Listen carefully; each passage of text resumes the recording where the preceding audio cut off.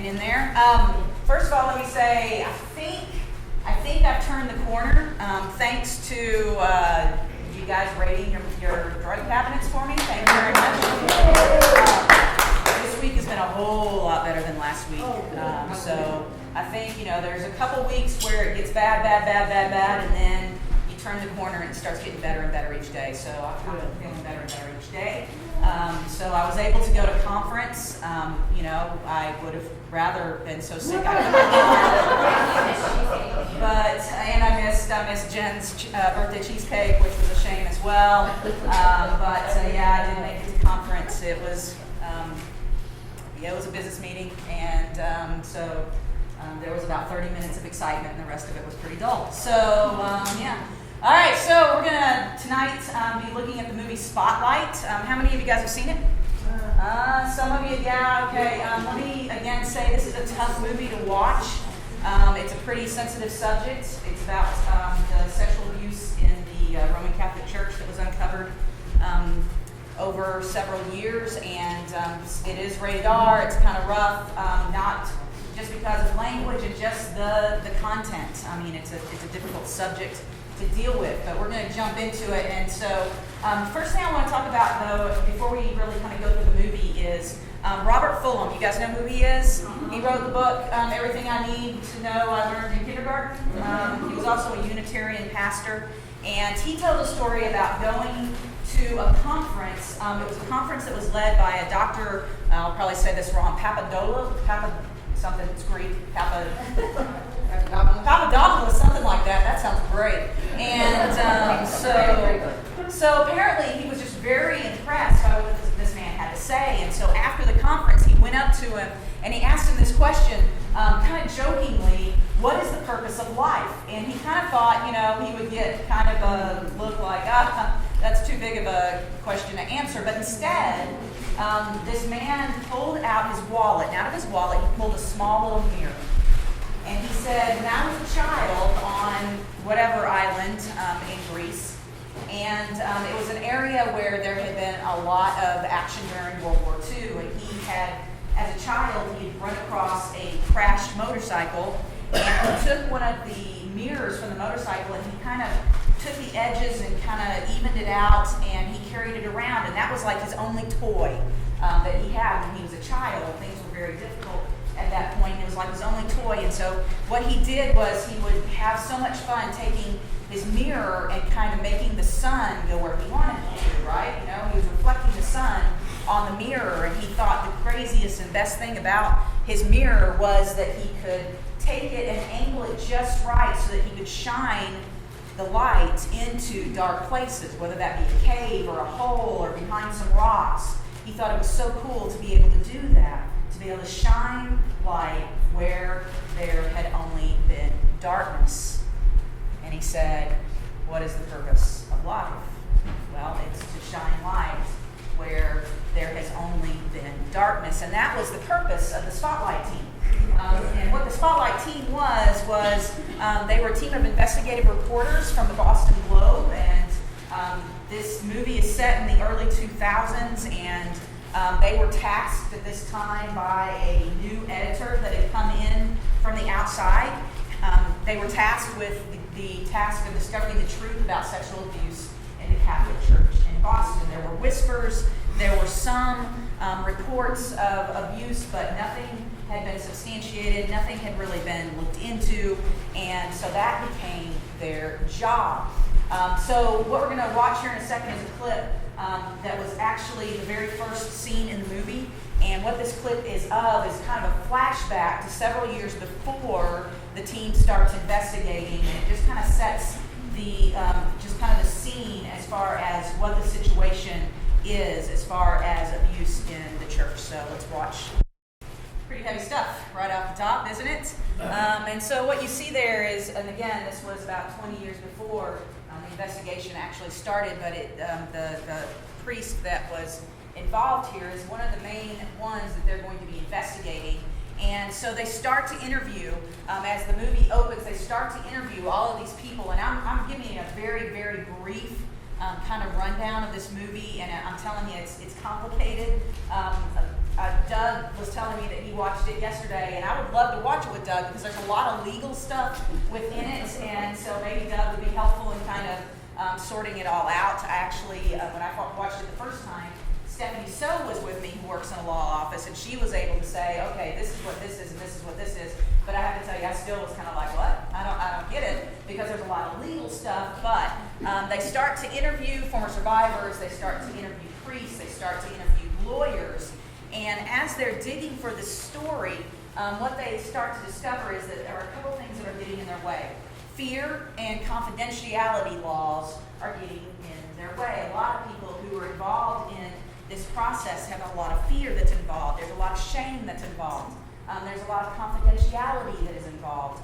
And so they're just not getting very far in their investigations as they are trying to figure out what's going on in the midst of all of this. Now, there was one lawyer who earlier, before the Spotlight team started to investigate, there was one lawyer named Mitchell, and I'm going to probably butcher his name too, Garabian, and he tried to bring a case to court. He started looking into all of this as well. People were coming to him and saying, I think we have a case here, and he tried to actually take the case to court. And when he did, he was publicly shamed by the Catholic Church. He was, they tried to have him disbarred. They did all sorts of things to make sure that the truth about what was going on did not come to the surface. And so what actually happens is that the case, from what I understand, and again, legal stuff, I don't have any idea, but it just doesn't happen. He has gathered all this information. He has all of this documentation, but he's still kind of stuck. He's kind of stuck with it because the case has been sealed. But he makes a statement to one of the reporters that I think is pretty important in a scene where they sit down to talk at a diner. And so I want you to listen to this scene. Yeah, that's a pretty rough statement, isn't it? If it takes a village to raise a child, it takes a village to abuse one. And so what they kept running into was all sorts of cover-ups, all sorts of roadblocks that people were putting in their way between discovering the truth. And the lawyer mentioned, and I mentioned earlier, that the information that the team really needed was sealed by the courts, and the newspaper was trying to get them unsealed, so they would have to go to court to get that done. But again, the system was working against them. But through kind of a technicality, again, something that Doug might be able to explain, but it's legalese to me, I don't understand it all. The lawyer was able to give them a way to see all the evidence that he had gathered. And the information is extremely, extremely damning. And so I'm going to show you a little scene just about some of the things that they discovered when they are finally able to see some of the evidence that has been gathered in this case. So you picked up a little information there that they definitely had some proof, but what they had proof of was basically them covering for one priest, while there were almost 90 priests that were involved in some sort of illegal activity and abuse of children. And they do eventually find all that they need. They discover all the evidence they need through all sorts of people coming forward and all sorts of things that happen, but they also find proof that the editor was looking for, that the system had really worked hard to cover it all up. But there was one other discovery that they make, and I think this is really important for where I want to go in the sermon tonight. There's one other discovery that the team makes, and the leader of the team, who is Robbie, who is the last man that was shown in that clip, that he discovers one other discovery that was really important to where we're going tonight. And so here's the clip where he realizes one other thing. So after all their investigation, what Robbie discovers and what he finally realizes is that he too is guilty of not seeing the truth. That there had been all sorts of clues. There had even been lawyers who had sent in some of this information kind of under the table to the Globe, hoping that they would expose it, and they missed it.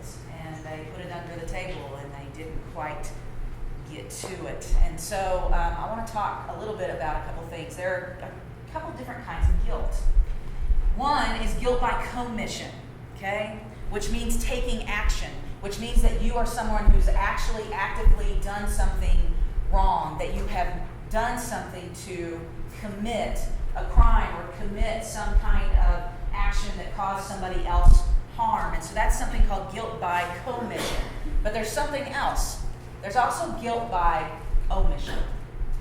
Guilt by omission is inaction. It's when we should do something and we don't.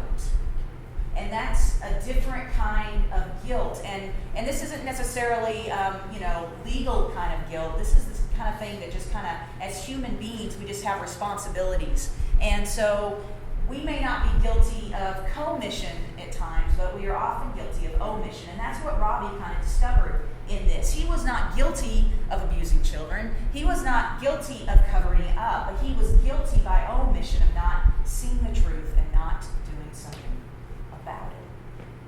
And so let me kind of switch gears here a little bit. When we talk about the prophets in the Old Testament, their job was not unlike the spotlight team. Their job was often to look at a situation that was going on and say, wait a minute, what's going on here? What's happening under the surface? Why are we just standing around? And they would shine lights in places where there was darkness. And one of those prophets was the prophet Amos.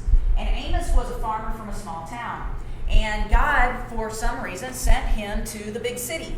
He sent him to the big city, the religious center of Israel at the time, and he said, shine a spotlight. And so this farmer walks in to the religious center of Israel, and he starts looking around. And he starts kind of saying, wait a minute, what is going on here? He starts to investigate a little bit. And here in Amos 5 is what he has to say, and he's speaking for God at this point. He says, after looking around at everything that had been happening in the religious center, he says, and he's speaking for God here, I despise your feasts, and I take no delight in your solemn assemblies. Even though you offer me your burnt offerings and grain offerings, I will not accept them. And the peace offerings of your fattened animals, I will not look upon them. Take away from me the noise of your songs. To the melody of your harps, I will not listen to them. So what's Amos trying to say? What's God trying to say? Well, here it is. Amos walked in and he witnessed many, many things in this religious center. He saw lots of religion. He walked in, he saw festivals, he saw feasts, he saw sacrifices, he saw offerings. He saw people worshiping, he saw people singing and playing instruments to God. But what he also saw was injustice. He also looked around and saw that the poor and the widows and the orphans and the foreigners were being taken advantage of on many, many levels. And when I say many, many levels, I'm talking all of the levels. There was all sorts of injustice. They were being taken advantage of and people were making profit off of them. People were basically, the payday loans kind of thing where people are getting really taken advantage of by that kind of stuff was happening. People were charging huge amount of interest. People were taking their family members at times when they couldn't pay it back. It wasn't that you just lost, your home or your car or your couch or your TV when you couldn't pay back a loan. You would lose a child, or you yourself would go into slavery. They were taking advantage of them on a financial level. They were taking advantage of them on a sexual level. There was abuse going on. They were oppressing different foreigners and different groups. There was all sorts of injustice that was going on. And so when Amos, speaking for God, says, listen, I hate all of your show. I hate all of your religion, because behind that religion is all of this injustice. Which kind of sounds a little bit like what the Spotlight team was dealing with, right? And it's not to say that there weren't good things that were going on in the Catholic Church at that time. It wasn't that everything was wrong. There were still lots of things going on, and there were positive things going on, but if you looked a little bit deeper, there was some darkness. There was some injustice. Same thing for Amos when he walks into Israel and sees all of this injustice. Now the crazy thing is they sent him away. They pretty much exiled him because they didn't want him to expose their injustice. They liked things the way they were. And some of those people were guilty of commission. Some of the people that Amos was dealing with were completely guilty. They had wronged people. But there were even more that were guilty of omission. God had put laws in place. There was no excuse. There were all sorts of laws in place to make sure that the poor and the widows and the orphans and the foreigners were not taken advantage of. And so some had chosen to break those laws by commission, but there were others who were just ignoring the fact that it was happening. A much larger number that was just sitting back and going, what can we do about it? What can we do about it? We're not actually doing it, but they're just as guilty because they were letting it happen. They were watching it happen. And so basically what Amos is saying to these people is stop pretending to be religious when injustice is all around you. Stop. Stop pretending. How can you call yourself religious when right among you injustice is happening, right around you injustice is happening, and it's so much easier to close your eyes, I know. And I'm sure that's what the people there were thinking. It's so much easier to just put on blinders and pretend it's not happening and not look at it and just go on and stick your fingers in your ears, la la la la la, I'm just going to do my thing and I'm not going to worry about it. And God called them all guilty. I hate all your show. I hate all your stuff. Every time you guys gather and say you're worshiping me while injustice is happening in the back rooms and right across the roads, I hate it. So I'm not going to listen. And Amos kind of concludes that whole kind of, come to Jesus moment with them by saying, but instead, let justice roll down like waters and righteousness like an ever-flowing stream. See, God cares about justice. He cares about the least of these. Another spotlight shiner, Micah, says it pretty well like this. This is one of my favorite verses. In Micah 6:8, he kind of experienced some of the same things, and he says, what does the Lord require of you? And isn't that a question that we ask all the time? What is it that God really wants from us? And Micah says, well, it's this: to do justice and to love kindness and to walk humbly with your God. That's what God calls you to do. That's what God calls you to do. So, what does this have to do with us? Well, here's the thing. Plenty of injustice going on all around us, isn't there? It's all over the place. And it's easy for us to just kind of close our eyes and ignore it. It's easy for us to just kind of pretend it's not there. It's easy for us to say, well, that's not, we're not committing that injustice. Well, what about omission? We'll talk about that in a second. Here are just a few things that are happening, and they're happening all the time. Sexual assault, trafficking, oppression of people groups. We could go on and on and on. I ran out of room on my screen. There's all sorts of oppression that's going on. There's all sorts of injustice that is happening in this world. And we may not be guilty of commission, but what about omission? Not doing anything about injustice makes us guilty as well. Makes us guilty. Not doing anything makes us guilty. And so what do? Well, the first thing we got to do is we got to call it like it is. we got to say something. When we see something that is unjust, when we see something going on, we got to step up and we got to say something. But not just that, we have to do something. And you're like, no, okay, well, what do we do? How does that work? Well, there's a lot. There's a lot that we can do. But the first step is saying something, calling it what it is, and then the next step is doing something. I was at conference this week, pretty interesting. Like I said, there was about a half hour of excitement, and everything else was pretty dull. Sitting in the clergy session, which is there's two different ways we do business. There are times when it's the clergy and then the delegates that are all together doing business, which is mainly just hearing reports that people are reading and blah blah blah. And then there's a session where the delegates are off in one place and then the clergy are off in another place. And usually that's where the action happens, okay, amongst the clergy. And so because everybody there thinks they're pretty important, and so I sat on the back row. I was pretty much on Facebook the whole time, but until this 30 minutes, I'll have to tell you that. And so at one point, one of the pastors from Albuquerque, who I don't really know, I know his name, but I don't really know him, he got up and he said something.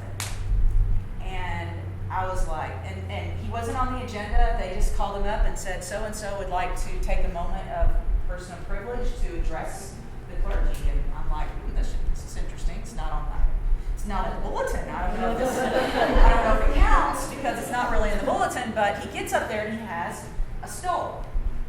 And it's a very brightly colored stole. And he gets up and he says, when I was ordained, one of my mentors, gave me this stole. And he kind of laid it out and showed it to us, and he said, and he got it from his mother, who was an ordained minister in the Methodist Church. In fact, she was part of the ordination class that was the first class of women to be ordained in the Methodist Church, which was 60 years ago. And he stood up there and he said, almost everybody in here has a pretty high level of religious education. What does it say specifically in the Bible about women in church? There was some murmuring. Well, Paul says very clearly that basically women should be seen and not heard. I mean, it's right there in black and white. And he said, but because we interpret Scripture in the Wesleyan way, which is through tradition and through education and through reason, we came to discover that maybe that was not interpreted correctly. Maybe that had something more to do with the culture than with what God desires. And he said, and we allowed 60 years ago for women to be ordained, and you look out in the audience and a third of the clergy that are here are women. And that number's growing all the time. The only person that we ordained this year at conference was a woman. Last year, I'm trying to remember, Doug, I think it was about half and half. Yeah. So he said, this stole is very important to me because I remember every time I wear it of a justice that was done, because it was kind of unjust that women weren't allowed to be ordained and weren't allowed to speak and weren't allowed to do things. And you may see where this is going, and I was just like, is he going there? And I started to put away my phone. I was like, what's going on? And he said something.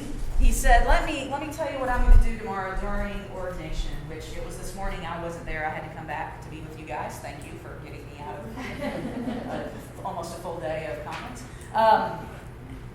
He said, here's what I'm going to do tomorrow. He said, tomorrow when we ordain this woman, I'm going to wear the stole. We were instructed to wear our robes and a red stole, which is normally what they do during ordination. He said, I'm going to wear this stole to remind me of the injustice that had been done to women that is no longer being done to women, because in black and white it says in the Bible that women should be singing in church. And then he said, and I'm also not going to wear a robe at all tomorrow. I know. Watch out. I know. Getting crazy here. And he said, the reason why I'm going to wear that is because I have personally spoke to several people in another community that is being unjustly prohibited from being a part of the clergy in the Methodist Church. And we all know what group that is. And he said, I'm not going to wear my robe tomorrow because of those who may never be able to wear a robe because of their sexual orientation. Woo! Murmur, murmur, murmur! And he said, I know I'm in the minority here, and I'm not trying to convince anybody of anything, and I'm not trying to debate anybody of anything, but my personal conscience is causing me to say something. Say something. Now, unfortunately, there were others who stood up and shamed this man. And I don't know what happened this morning. Because basically there were people that kind of shamed him and said, you by doing this, you are causing disunity among the clergy and all these other kind of things. I don't know what happened. I don't know that they talked him out of doing something. He said something. Saying something is one thing. Doing something is another thing. I sure hope he did something this morning. And I hope there were others that joined him. He invited others to join him and not wear robes for those who would never wear robes. I hope he did something. I hope he did something. Now, we have an opportunity to say something and do something at the same time. What's the date? Alicia, do you know? Not today. Not today's date. 18th? Saturday the 18th. For the first time ever in Farmington, there's going to be a pride parade in Farmington. And we're getting a banner that says New Covenant United Methodist Church, and it's going to have open hearts, open minds, open doors on it. And it's going to say, God loves the LGBT, I get the letters mixed up, community, close. Plus, okay, thanks. Thanks for that. Community, and so do we. And we're going to march. And if you would like to join us by saying something and doing something, do it. And you know what? I sure hope that says something to a community that has been unjustly dealt with for a long, long time. And that's just one example. And you know, just kind of being, unfortunately, just being a part of a church, people look at us like we don't care, and that's just not true. And so we want to say something and do something. We want to say, you know what? God loves everyone. You've been unjustly treated, and we want to turn that around. We want to shine a spotlight. We want to claim our purpose in life. We want to claim our purpose. And that purpose, just like Dr. Papadopoulos said, is to reflect light into the dark places of life. Isn't that what Jesus said? You are the light of the world. Except, you know, what we really understand is we're not the light. God is the light. Our job is to reflect it. Our job is to shine it where there's darkness, like what the Spotlight team, like what the prophets of old have done. It's our job too. To shine light where there has only been darkness. We are called to be spotlights. We're called to do something. We're called to say something when we see injustice and we see pain and we see hurt. We're called to say something about it and do something about it.